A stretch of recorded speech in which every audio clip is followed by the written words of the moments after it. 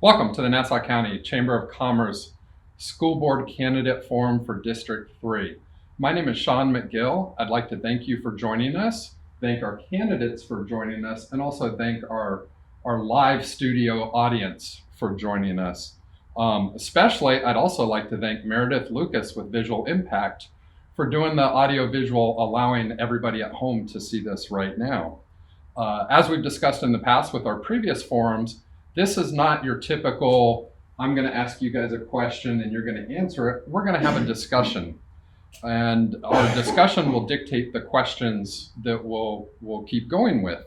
My job in the discussion is just to keep things going and timing, not to fact check.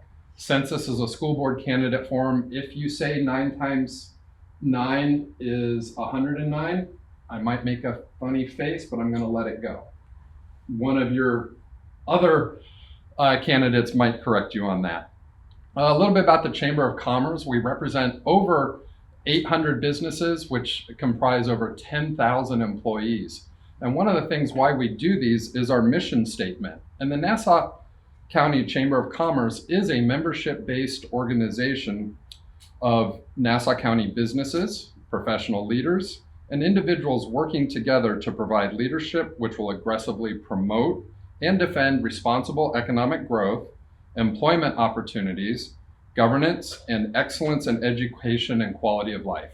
So of course, most of our discussions today will be about those employment opportunities and excellence in education. We will incorporate questions from our audience. Remember just to write those down, and our chamber staff will get those to me to incorporate in. And like we discussed before, if we don't get to them in our discussion, our candidates have generously agreed to stay afterwards and answer those questions one-on-one. So with that, let's hear from the candidates themselves. I'd like to introduce Mr. David Dew, Mr. Curtis Gaus, and Mr. Albert Wagner. Each of the candidates will give us a 2-minute introduction to themselves, and then we'll continue with our discussion. So we will start with Mr. David Dew. My name is David Dew. I'm running for Nassau County School Board member for District 3. I'm an active volunteer in the community. I'm a lifelong resident of Nassau County, 4th generation. My great-grandparents lived here. My grandparents lived here. My father went to school right here in the district. Like I said, I'm a volunteer. I work for the Department of Defense for the Navy at NAS Jax. I run and organize the Yulee Holiday Parade, the annual Christmas parade that we put on in Yulee. I sit on the organizing committee for Caitlin's Ride for Autism. My goal is to help promote those types of things in the community and bring that into the school board. Thank you. Thank you, David. Mr. Curtis Gaus. Good morning. I'm Curtis Gaus. I am a 25-year educator at all levels, middle school, high school, and career and technical education. I've been teacher and assistant principal at Fernandina Beach High School and principal at West Nassau High School, and I have run the career and adult education department for the district in the past. I've invested 19 of my 25 years in Nassau County, so I am fully invested in the Nassau County school system. The reason that I'm running for school board is to work towards issues that I feel like we can improve on as a district. Teacher retention being one, school safety being another, and then I also want to give parents, an opportunity or a person that they can reach out to. I've worked with parents and students on many occasions through difficult situations, either in school or out of school, and help them find solutions. My community involvement, I have a beautiful wife who's a lifelong resident of Callahan. We have 5 children. They all graduated from Nassau County schools.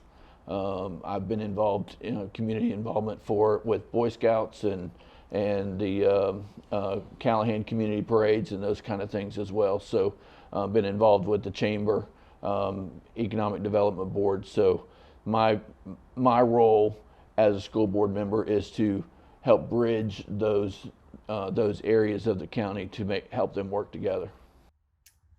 Thank you. And Mr. Albert Wagner. Good morning. My name is Albert Wagner. I am running for School Board District 3.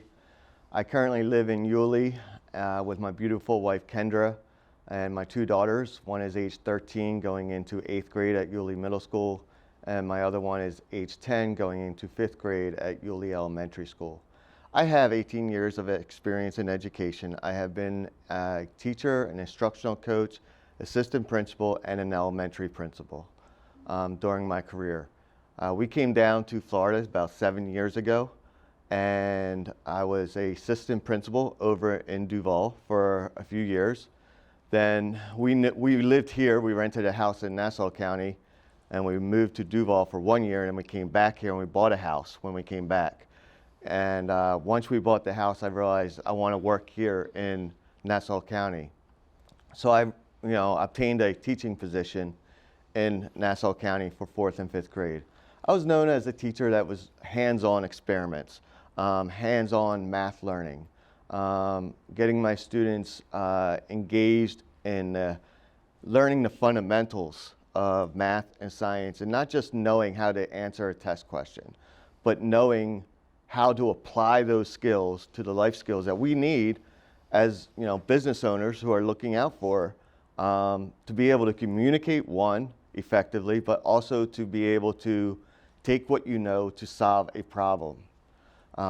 So I'm looking forward to this forum, and I'm working towards the safety of our students, but also the safety of our students, but also the VOTEC, the technical educational side, especially with Callahan and Hilliard, and making sure those students have equal access to it.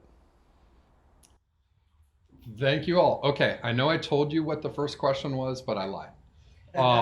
Just a quick, maybe 30-second answer, and we'll just go straight down, starting with David.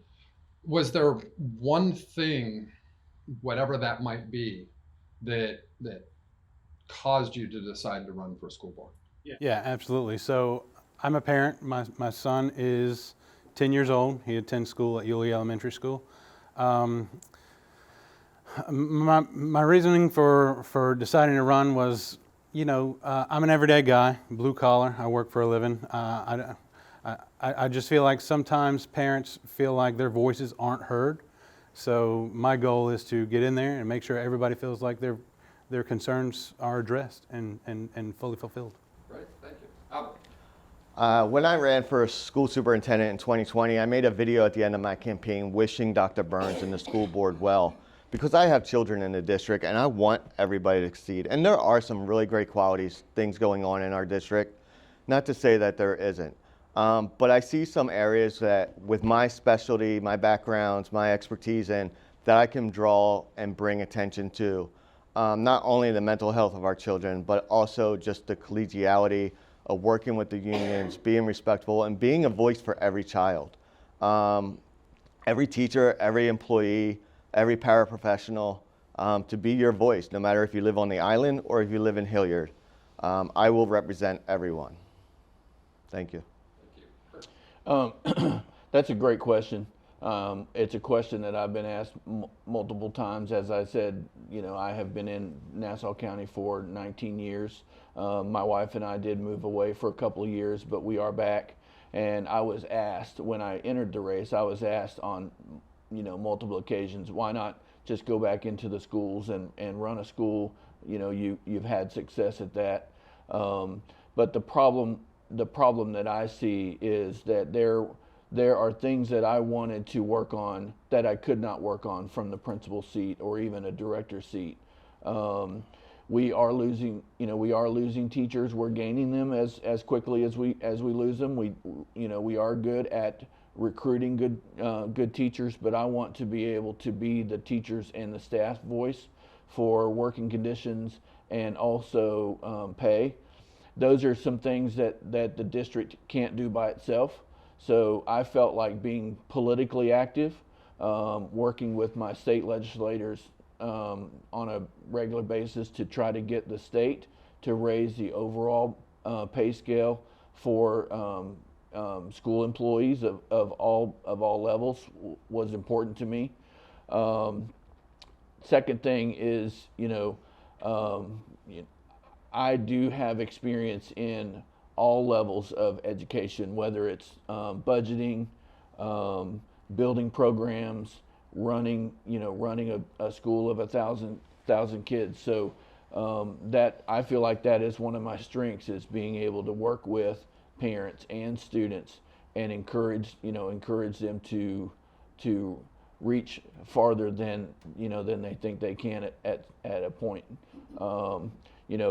I always ran my schools and my office with an open door policy, regardless of what my schedule was. If I had a parent or a student come by my office, I took time to meet with them so that we could address issues firsthand. So being available to parents, available to students, but also being a voice for teachers and staff, because as inflation goes up and prices go up, we are all hurting, as far as pay, as far as stretching our dollars.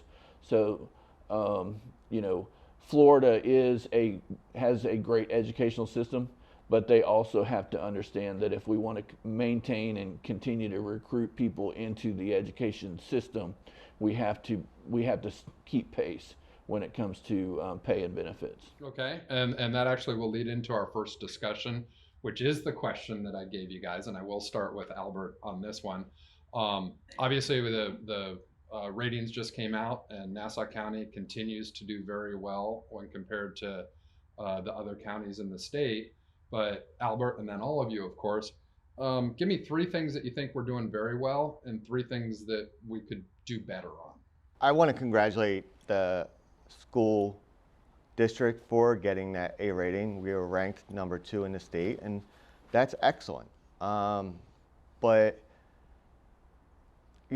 so that's one good thing. On the opposite side of that, we have a curriculum that is made up every single week. And as a teacher in the district, you went to these meetings every single week and you had to plan out the week. You didn't have regular curriculum materials in front of you. You had to bring the materials to the meeting, and then everybody decided what to use the next week. And if you spent 2 hours working on gathering those materials and then those materials were never used, it felt like a waste of time to you. And I've never seen that in all my 18 years of education. I've never seen anything like it before. So the good, we're an A rating. The bad on that, we're stressing out our teachers. They're working way too hard. They're doing things they should not have to do. They should have been supplied with a curriculum that is vetted and meets the standards of our state. Another good thing we are doing, I believe that we try to promote college career readiness very well in our district. We have a high percentage of our students who are going off to college and doing well. But on the flip side of that, we also have students who don't want to go to college. And I think, as young as at the middle school years, we should be talking to those students about different directions that they can go into. Because I think those students, 6th grade, 7th grade, and 8th grade are very hard. Those are maturing years. Those are students that are trying to find out who they are as a person. And then they're also getting disinterested in school because they're falling further and further behind. But if we can let them know that there's vocational programs within the school district, I think that would be a more positive thing for them to look to. It's not very advertised, our technical programs in our district. I talk to a lot of parents. A lot of parents are like, I didn't even know about these programs, and I wish I had known about them. Our Bean Center is phenomenal. That's another great aspect of our school district. Our aeronautics program on the island is phenomenal, but our kids in Hilliard and Callahan do not have the same access to those programs. People will say they do, but I just spoke to a parent at the last forum who said, my child's got to drive down. They don't have time to get back to school in time to go to their classes. Well, why haven't we worked this out? You know, I don't understand why in all these years I've been hearing this, we haven't addressed this issue as a board and fixed the problem so our students have equal access. One more thing, you know, we do have excellent teachers and educators in our district. I have worked with some phenomenal educators, trust me, very creative, very ready to go. But on the opposite side of that, we have a 30% turnover rate. And like, we do fill up our vacancies very fast, but we have 30% turnover rate. That is not acceptable. And you know, there was a request put in for the exit interviews to see why people are leaving, and I think that's going to be very educating to see why people are leaving our district, so the school district as a whole can collectively work together to fix those problems. Thank you. Thank you. Curtis. To answer your question, you know, the three things that that I think the district is doing well is providing a quality education based on what the state expects from the standards that they set forth. As you know, we can only compare ourselves to what the state uses as a measure to compare schools to schools, and we are an A school according, you know, from the data that the DOE uses to measure their schools. As of right now, you know, the state doesn't utilize SAT and ACT scores. Obviously, you know, all schools would like to see those scores go up across you know, their student body, but you know, we have to work within you know, within the guidelines that the state gives us. So we are the number 2 district in the state, and we are striving every year to get that number 1 spot. Educating our kids to the standards that Florida sets out is first and foremost. Second thing is, even though I talked about teacher retention, we do recruit quality teachers and provide good professional development for them. In my years of leading schools and district and the department in Nassau County, we have made great strides in providing resources for teachers to do their job well, integrating technology. Our district is way above other school districts similar size in the technology available for classrooms, you know, classroom teachers to use, and training on how to utilize that technology. And I'm actually going to disagree with Mr. Wagner on the career and technical portion of his report. I'm not exactly sure that he's actually been in the local high schools on the west side or the east side, but you know, West Nassau and Hilliard have fantastic career and technical programs. They have access to all of the programs at the Bean Center, and actually, while I was the principal of West Nassau, we outperformed the entire district on the number of industry certifications that students earned before they graduated. Many of our students who were in our carpentry program went on into apprenticeship programs and high skill, high paying jobs that they can be proud of, that they can raise their family on. So I think to make a claim that we are not providing career and technical programs is a disservice to the students. That's not what I said, though. Disservice to the students who are earning those certificates, and also the teachers who are building those programs. The third thing I think we are doing extremely well is Nassau County hit the ground running with school safety. We utilized the money that was granted to the district when the state authorized the money for hardening and procedures and those kind of things, and all of the schools had the secondary entry and the extra fencing and the school guardian program very quickly, within a year or 2 years after The Marjorie Stoneman Douglas Commission, provided the information, and the state provided that funding. But more training needs to be provided for teachers and staff to make sure that we are not dropping our guard. Catastrophic things happen when we get complacent and we don't continue that training year after year. Because I think that's key, is to make sure that not only do the faculty and staff and know what to do in an emergency situation, but the students need to know what to do in an emergency situation like that too, because that would certainly be a catastrophic event in this county if something like that ever happened. Okay. Any other things to improve on other than training? Well, we actually talked about budget. We certainly could use some additional work on our operating budget. I know we are utilizing the ESSER money that the federal government has given for COVID to help fill in gaps. So we do need to work on it and find a way to get to keep our budget, our district solvent, and make sure that we have that our mandatory reserves available for that as well. All right, thank you. Yeah, so this question really made me think.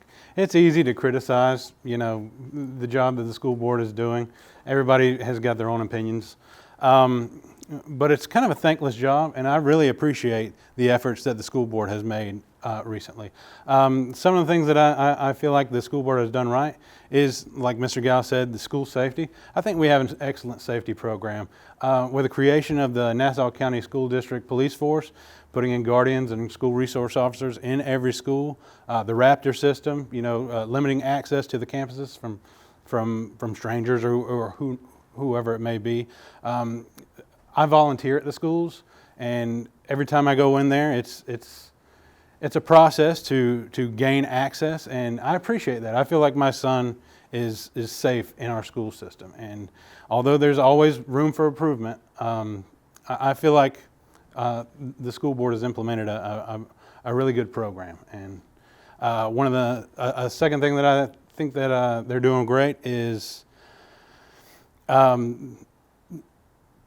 communication with parents and teachers, implementing the programs like the Remind app. I use that quite often, communicating with my son's teachers and the professionals that work at the school. It's a really great program, and there's other programs that we use, such as emails and different things that we're able to gain access to. But yeah, that's one thing that I really appreciate, is the ease for me to communicate with my son's teacher. Another thing is the collaboration with volunteers in the Nassau School District. Like I've said before, I'm a volunteer. I volunteer at the school. We really allow parents the ability to go into the school system and help the teachers and really provide a service from the community to be more involved. Some things I think we can work on, obviously teacher retention. That's an issue here in Nassau County and pretty much everywhere, but I'm from Nassau County. I went to Nassau County schools. I want Nassau County to be excellent. So whatever we can do to help increase the favorability of gathering teachers to want to be an educator here in our system is something that we should definitely look into. Another thing is, let's see, I'd like to be more transparent with the budget. That's something that it seems like most parents in the district have difficulty seeing where the money goes. Another thing is more communication with the people who have concerns. It seems like when somebody goes up to the podium at a school board meeting, that's pretty much where it stops. Parents and the community may feel unheard. So implementing some kind of program on the district website where there's more follow-up answers to questions, where a parent might be able to pose questions to school board members, just to have better communication. Okay. I'd like to follow up, and it was great to hear a little bit of a difference of opinion, and this has been something that's been discussed both with our other school board candidate forum and actually our county commission forum. And it might not be availability of programs, say, between the east side of the county and west side of the county, but access. Right. And I'm going to start with Albert, and we'll go back right around like we did. What can the school board do to, if there is an access problem or a perception of an access problem, to alleviate that? So, you know, when I went around and I was speaking to parents on the west side of the district, there is that perception that they do not have access to the same programs at the Bean Center. Yeah, we have a great Bean Center, and that's what I was talking about, was the access to it. You know, the students have to drive so far. I mean, you're in Hilliard and you got to get to the Bean Center and then get back to another class or something. It's very hard for those students to do that. And those were the things I was hearing. Now, I don't live in Hilliard, so I don't have firsthand experience. I just have to take what I am hearing. You know, I know you haven't been in the district for the past 5 years, Mr. Gaus, but, you know, there are major concerns going on in the district, such as that. And, you know, we need to continue making sure that they have access. To answer your question, you know, what can the board do? I think the board can just, you know, work something out in regards to maybe students taking classes at Yulee High School. You know, we are a state that allows students to move across the district to go to other schools if they feel they need to. And it's in the best interest of our students. We just need to think outside the box. We really need to get to solving the problem, just not pushing the problem on and on and on. So I would like to just think outside the box, talk to the parents who are frustrated. Yes, we have great programs in the Bean Center. I'm not going to deny that. But it's the access to those for the kids that are way out in Hilliard and Callahan. Curtis, would you like to respond? I would. Actually, I think that question right there speaks to the knowledge that some people don't have about what is available for you know, for the students. You know, first of all, I've been out of the district for two short years, not 5. And I was the principal at West Nassau for 8 years. And before that, I was the career and technical director that helped build most of the programs at the Bean Center before Mr. Lamont took them over. And the access that you talked about is there.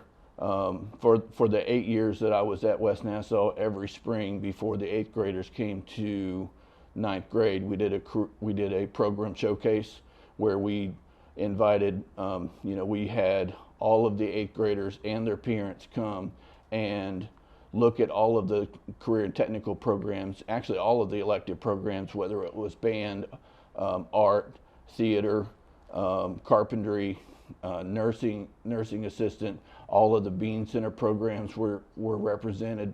So for, you know, I'm not exactly sure who Mr. Wagner has talked to on the west side of the county, but I would certainly encourage them to give the school a call and find out when that program showcase is, because I'm sure they're still offering it. The school district does pay for busing, so, you know, from the high schools, from all 4 high schools, yes, we do have open enrollment, but there's very little difference between what programs are offered. For example, West Nassau has a carpentry program, which is different than the other schools. Fernandina has the aeronautics program, which is a fantastic program as well. And Yulee has the automotive program, which is unique to that school as well. And Hilliard has had machining in the past, which is unique to Hilliard. So we do allow open enrollment. So students who are interested in a program that is not necessarily at their school, they are welcome to attend other schools in the district for those programs. But providing, if the other schools aren't doing the program showcases where they invite students and parents, that is certainly something that the school district can encourage for all schools to do. Another thing too is, getting those programs to work with the local businesses, the chamber and the Economic Development Board. We have a very active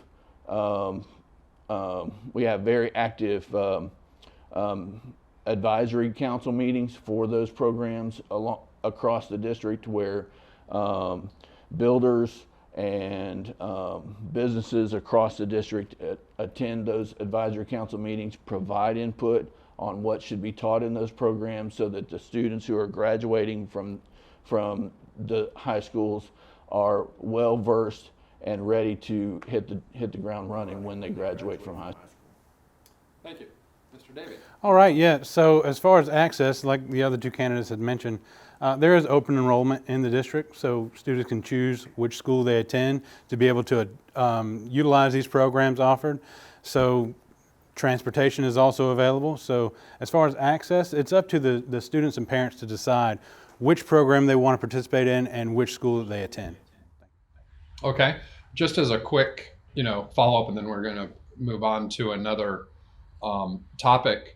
Since you guys have all talked about these various, vocational programs, you mentioned aviation in Fernandina, automotive in Yulee. Is there thoughts of how to maybe promote that more? If I'm in Hilliard, for instance, how does the Hilliard student find out about the aviation program in Fernandina?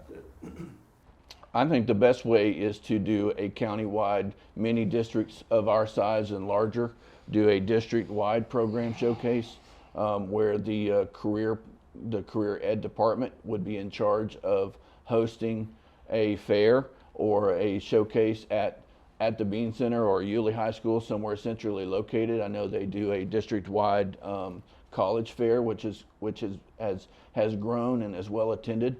So something like that for career programs, I think would be a benefit to use the model that West Nassau started 6 or 8 years ago to across the district.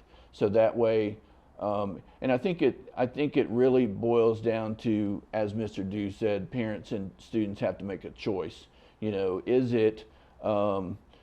it feasible for them and their family, for a student who lives in Hilliard, to drive to Fernandina Beach High School for the aeronautics program?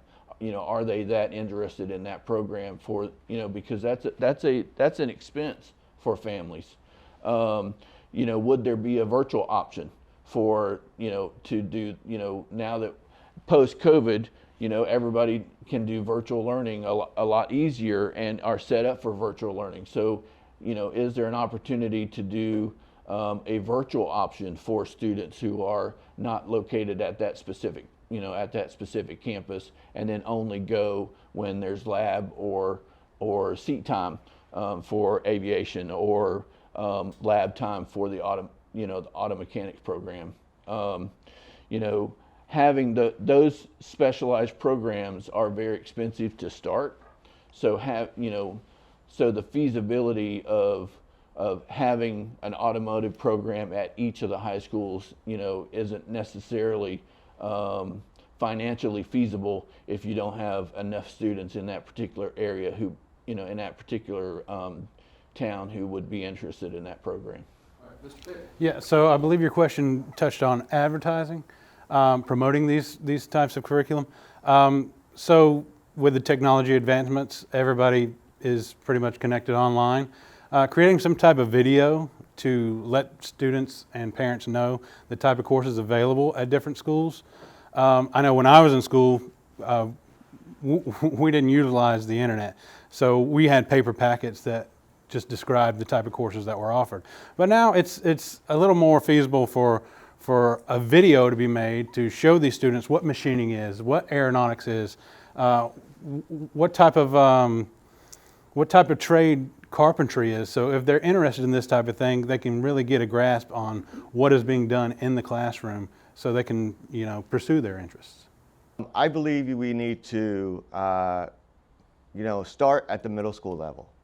Like I said in my opening statement or in one of the questions, have the students tour. Like, we have the 5th grade students tour the middle school, right? We have 8th grade students tour the high school. Why are we not having the students tour those areas? I think, and maybe they are doing it, maybe they're not. I don't know. I don't have that experience and knowledge on my with me right now. But I believe that would be eye-opening.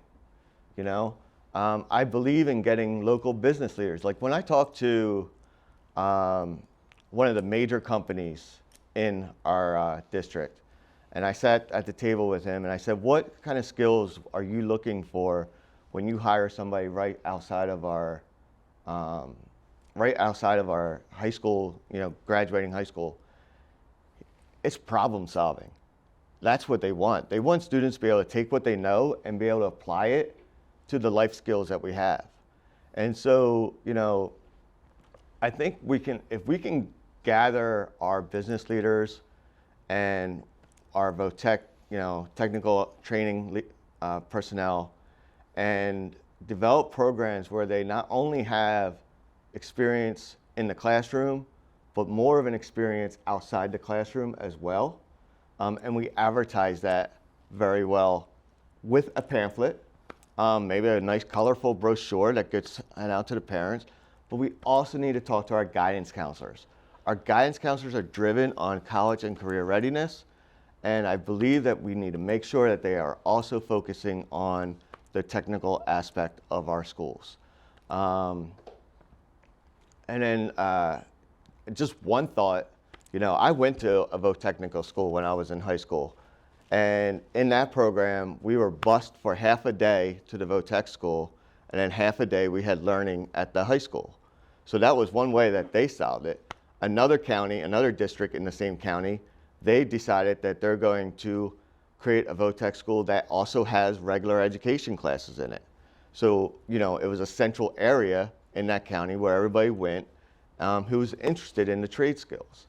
So those are different ways, and yes, they sound expensive, but if we're going to invest in the future of our children, then we need to make sure that we're budgeting our money and saving our money and conservatively spending our money for the future of our children. Thank you. All right, we're going to shift a little bit to a topic that you guys all touched on, and it'll be our final topic for the morning, and we'll start with Mr. Gaus on this one. You guys all said that teacher retention was an area that needed to be addressed. So how, as a school board member, what are some thoughts of how we can affect a more positive change there?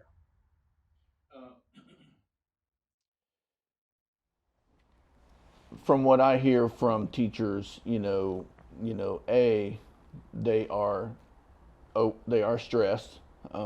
Teaching is a tough job, first of all. And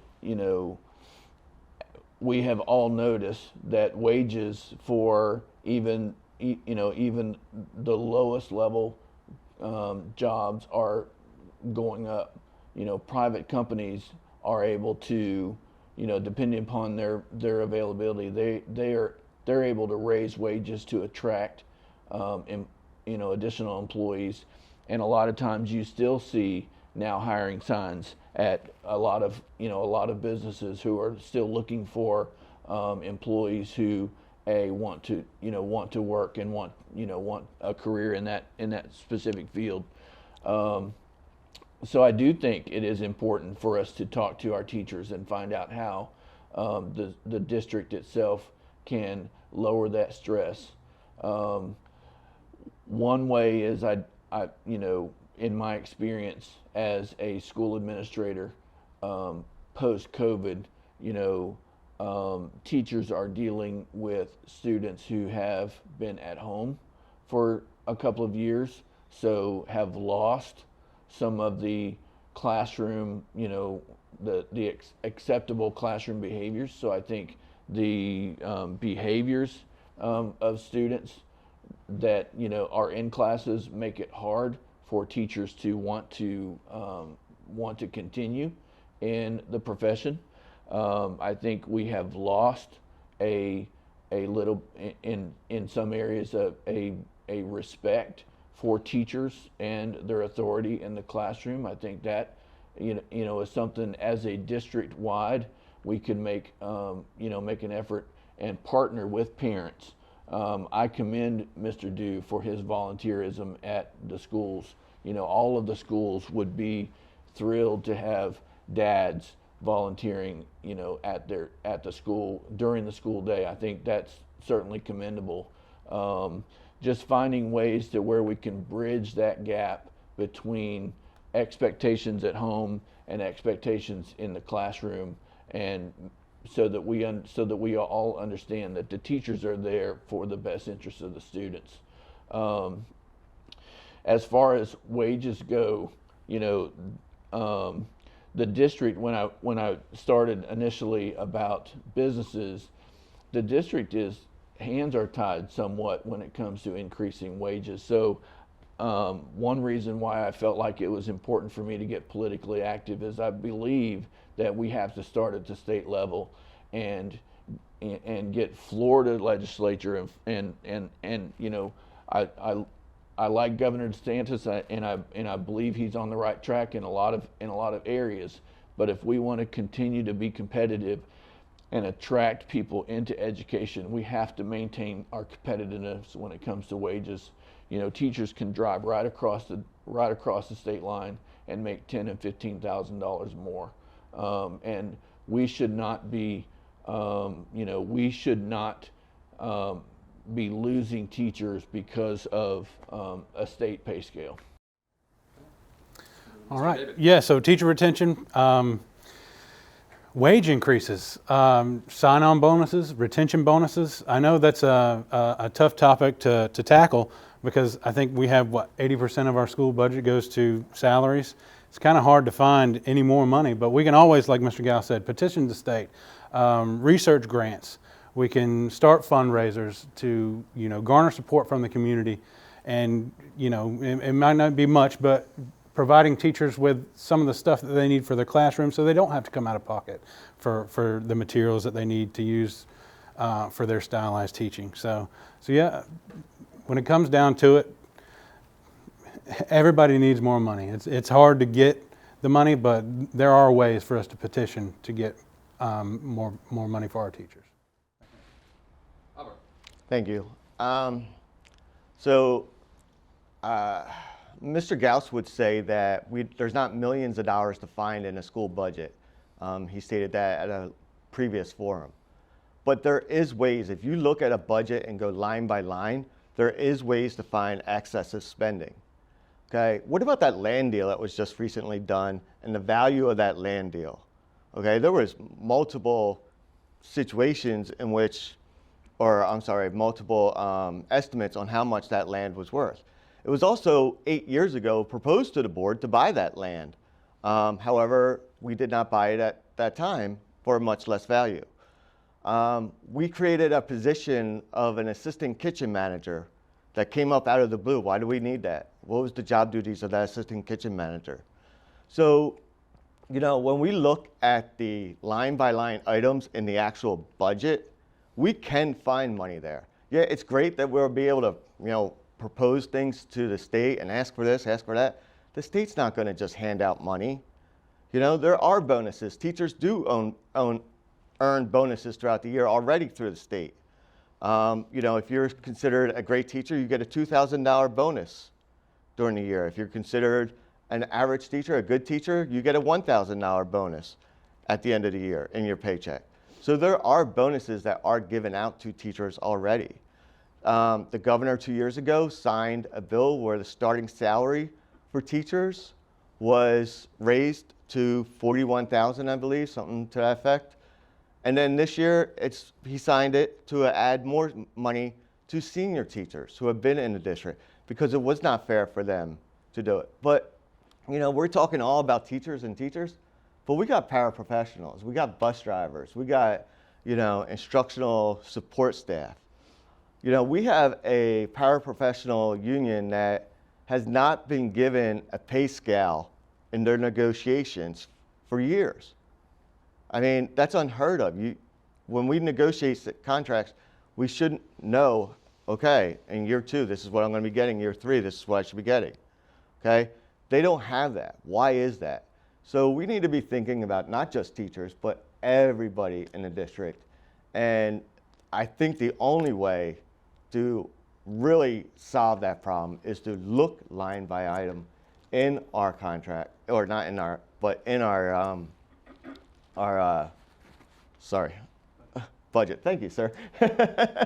In our budget, and go from there. And you know, it may not be millions and millions of dollars, but it's going to be something. You know, we also have our teachers, you know, we have money that goes back to our teachers because of health insurance. So if, you know, we didn't have a lot of teachers using their money that they use for health insurance, then that money by the contract comes back to the teachers, right? So we had about $4.5 million, I believe, in there. Now, the county did pay the teachers recently. I think they paid 1.5 million of that recently, but that's still 3 million left over. Between that 3 million and the million in the ESSER funds that this county is using to support our 3% minimum that we need in our savings so the state doesn't take over. So, you know, as business owners, we always keep like a safety net, right? So the state mandates that we have as a district 3% in savings. Well, that's the minimum that the state requires, 3%, and that's what we have in there. But it's in there because of money that is owed to the teachers through the health insurance, and it's money through the grants, through the ESSER grant that we received during COVID. And that money is not always going to be available, that ESSER grant money. So I believe it is, you know, going through there and being real serious and diligent about the money and being fiscally responsible and transparent to everybody, making sure. You know, there's just one more thing. You know, we talk about a community members helping out and being a third party, you know, working with the school board and looking at the budget and finding things. You know, that was asked, and a lot of, you know, school board members were very silent on that topic. Some said yes, some said no, and some were silent on it. I don't see anything wrong with that. If we have people who are educated and know the ins and outs of budgets and school districts, why can't we have them look at it? All they're doing is making recommendations. That's it. And those recommendations are out in the public for everybody to talk about. That's it. The board can say no, they can say yes, but explain why. That's all, you know, so there's another way. Thank you, guys. We'll go ahead and wrap up. I just want to thank you all for your time. I'm Albert J. Wagner. I have children in this school district. I'm invested in this school district. I know what is happening behind the scenes in the school district right now. I understand the relationships, and I will listen to you. I will never be dismissive. I hear you. I want to be your voice, whether you're on the island or out in Hilliard or anywhere in between. We need to work through things together. I have no problem answering tough questions, no problem asking tough questions, and I will never hide from you. I will always stand on the hill of truth, transparency, and accountability. Thank you very much for your time. Have a wonderful day. Mr. Gaus. Once again, thank you, Chamber. I think this was a great format for this discussion. Thank you, Mr. McGill, for organizing it and being our moderator today. First and foremost, you know, I want to congratulate the district, the teachers and staff, from the bus drivers all the way up to school-based administrator on the A rating. I think that is, you know, this has been a very tough couple of years, and to come out on top, I think that speaks volumes for where the district is. But I'm running to be the voice for teachers and staff and parents. I have sat at all levels of school administration and in the classroom, so I certainly understand budgeting. understanding that, the different pots of, money, are categorized, but I want to be that voice as well. Experience, knowledge, willingness to listen, and being forthright and upfront and forthright with the parents as well. Thank you very much. All right. Mr. Dick. Yeah, so as I've said before, I'm a lifelong Nassau County resident. I'm a volunteer. Everything I've done in my adult life has been volunteering to help the children in the community. So I don't believe there's anybody more vested in the children. I just would appreciate your vote to allow me to do what I can to help the children of the county. Thank you. Well, thank you. One just quick last question. We'll just go straight down. Where can folks find more information about you? So I'm on Facebook, David Dew, Nassau County School Board Member, District 3. I don't have a website, but you can find me on Facebook. My phone number is 904-502-3451. You can call, text, or you can email me at my personal email, davidtommydew@yahoo.com. Thank you. You can reach me on Facebook. I have a Facebook page called Change for Nassau Schools. You can reach me there, my personal page as well on Facebook. And my phone number is 904-891-9972.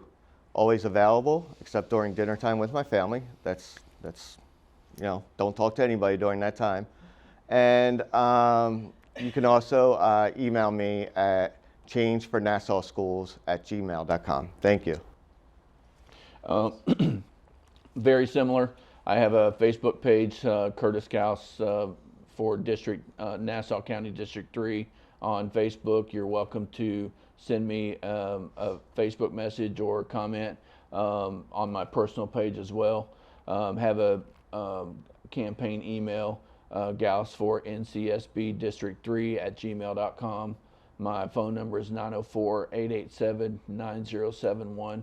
And then I will also be organizing some community events over the next couple of weeks. So please be on the lookout for neighborhood events all over the county in order for parents to stop by and ask questions and talk to me individually about my outlook for the district. Thank you. I'd like to thank all our candidates again for their time, thank our audience for being here, and of course thank Meredith Lucas with Visual Impact for our audio visual. Remember that early voting starts August 10th through the 20th. Primary election day is August 23rd, and we will see everybody back here in September with our City of Fernandina Beach Commission forums. Thank you, everybody.